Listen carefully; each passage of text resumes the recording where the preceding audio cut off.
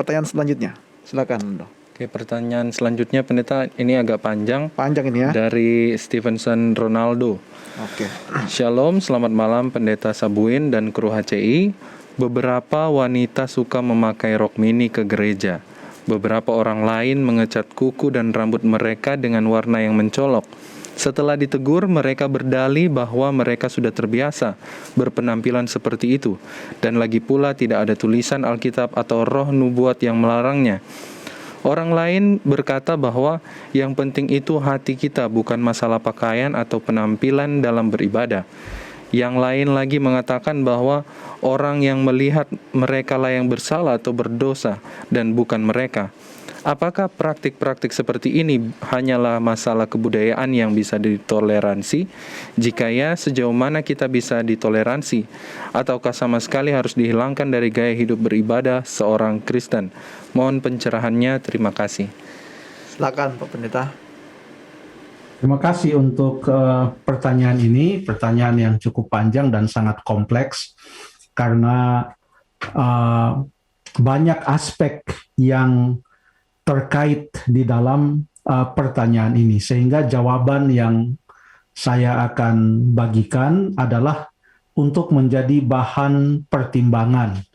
Namun ada saat-saat di mana pendekatan terhadap hal ini haruslah betul-betul dilakukan dengan baik, dengan penuh kasih, dengan bijaksana, berdasarkan firman Tuhan. Kalau Alkitab, di dalam 1 Timotius pasal yang kedua, ayat yang ke-9, memperkenalkan kepada kita 3 prinsip di dalam berdandan. Tuhan tidak menentang berdandan, karena ada ayat di dalam Matius 6 dikatakan ia mendandani. Coba kita baca dulu ayat. Jadi ada kata berdandan di dalam Matius pasal yang ke-6. Kita baca ayat yang ke-28, dan mengapa kamu khawatir akan pakaian? Perhatikan bunga bakung di ladang yang tumbuh tanpa bekerja dan tanpa memintal. Namun aku berkata kepadamu, Salomo dalam segala kemegahannya tidak berpakaian seindah salah satu dari bunga itu. Jadi jika demikian Allah mendandani rumput di ladang yang hari ini ada dan besok dibuang ke dalam api, tidakkah ia akan terlebih lagi mendandani kamu, hai orang yang kurang percaya? Jadi ada kata mendandani, kata dandan, berdandan. Dalam ayat ini, siapa yang mendandani kita? Tuhanlah yang mendandani kita. Dan kalau Tuhan mendandani kita, lebih indah bahkan dari bunga bakung itu. Karena Tuhan yang mendandani kita. Pakaian Salomo yang ia buat sendiri tidak akan seindah, mau semegah apapun pakaian Raja Salomo yang terkenal kaya raya dalam Alkitab itu, tidak akan seindah apa yang telah didandani langsung oleh Tuhan. Ya. Dan cerita tentang Tuhan mendandani ini sudah dimulai pada waktu penciptaan.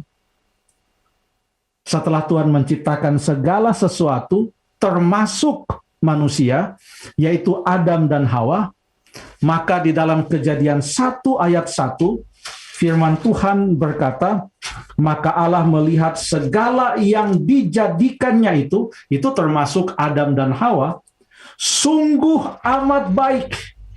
Jadi Tuhan menciptakan dengan sungguh amat baik. Sungguh amat baik. Ya, termasuk di sana adalah Adam dan Hawa. Jadi Tuhan waktu menciptakan Adam dan Hawa tidak seperti seorang yang membuat suatu gambar hitam putih Lalu setelah jadi, ia mengatakan gambar ini sungguh amat baik. Lalu dia katakan, sekarang kalian boleh mewarnai ini gambar. Karena saya hanya buat hitam putih, sungguh amat baik. Terserah, kalian mau warnai dengan ungu, mau warnai dengan merah, dan apa, terserah. Tidak, karena waktu Tuhan ciptakan manusia, itu sudah seperti menggambar sesuatu yang sudah lengkap dengan warnanya, sudah sangat indah. Tuhan mendandaninya. Coba kita lihat prinsip. Tadi saya sudah sebutkan sebelumnya suatu ayat. Kita mau lihat prinsipnya saja, karena ada hal-hal di sana yang kita lihat loh bagaimana dengan begini dan lain. Tapi yang mau kita ambil prinsipnya di sini. 1 Timotius pasal yang kedua ayat yang ke-9. 1 Timotius 2 ayat yang ke-9 mengatakan, demikianlah juga hendaknya perempuan, hendaklah ia berdandan dengan pantas, dengan sopan, dan sederhana. Ini prinsipnya. Untuk budaya di tempat Timotius, maka rambut yang berkepang-kepang itu, lalu kemudian memakai emas, mutiara, pakaian mahal-mahal, itu adalah contoh-contoh yang bertentangan dengan prinsip pantas, sopan, dan sederhana. Kalau Allah sudah menciptakan kita sempurna, biarlah kita mensyukuri akan hal itu. Di dalam Injil, pada waktu Tuhan Yesus melayani, ada orang yang bungkuk, ia sembuhkan. Ada orang yang tidak bisa berjalan, ia sembuhkan, orang lumpuh. Ada yang tidak bisa mendengar, maka ia sembuhkan. Ada yang buta, ia sembuhkan. Ada yang bisu, ia sembuhkan. Ada yang kena penyakit kusta, ia juga sembuhkan. Jadi pekerjaan Tuhan Yesus adalah untuk melawan kuasa dosa dengan cara menyempurnakan apa yang sudah tidak sempurna oleh karena dosa. Itu yang terjadi di dalam Alkitab waktu Yesus ada di atas dunia. Ya.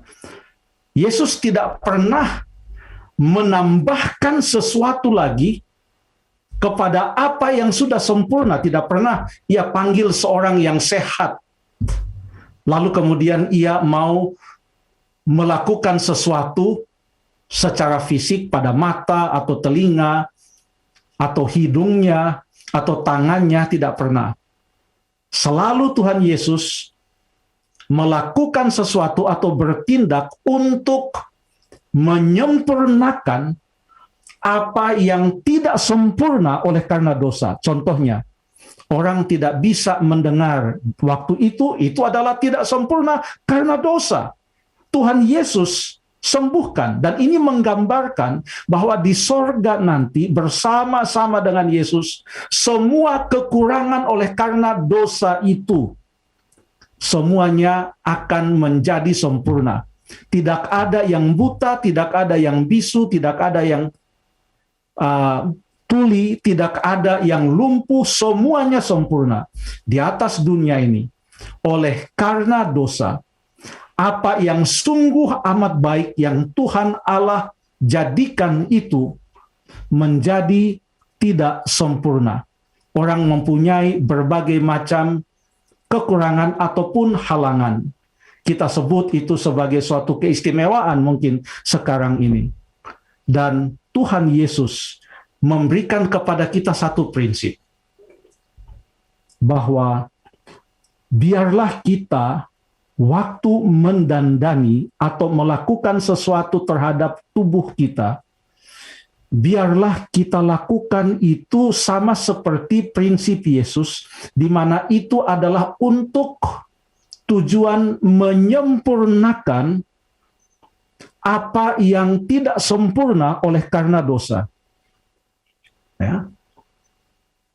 Tuhan Yesus tidak pernah mengganti kulit pada waktu ia hidup di atas dunia. Dia tidak pernah membuat mujizat orang yang kulitnya seperti saya ini, ya, dia kemudian ganti menjadi lebih terang. Tidak pernah.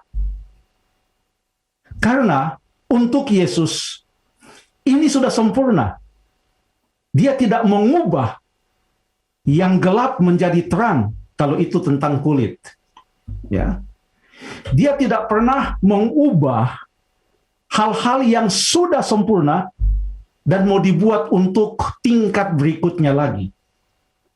Karena yang Yesus mau adalah biarlah kita mensyukuri apa yang sudah Ia ciptakan. Kalaupun ada tindakan secara jasmani yang kita mau buat terhadap tubuh kita, biarlah itu hanya dalam rangka menyempurnakan apa yang tampaknya tidak sempurna. Contohnya, kalau kita membuat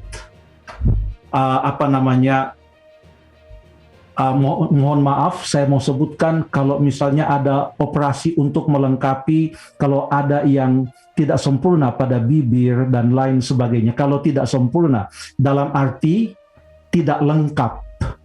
Ya, bukan operasi bibir tebal dibuat bibir tipis dibuat bibir tebal. Bukan itu, tidak pernah Yesus melakukan seperti itu. Dia hanya menyempurnakan apa yang kurang, di mana Ia menciptakan manusia dengan lengkap, 2 telinga, kemudian ada mata dan lain sebagainya. Itu yang Tuhan Yesus sembuhkan. Mungkin terlalu panjang, tapi singkatnya adalah Tuhan mau supaya kita, laki-laki dan perempuan, mendandani diri kita dengan pantas, dengan sopan, dan dengan sederhana. Terima kasih.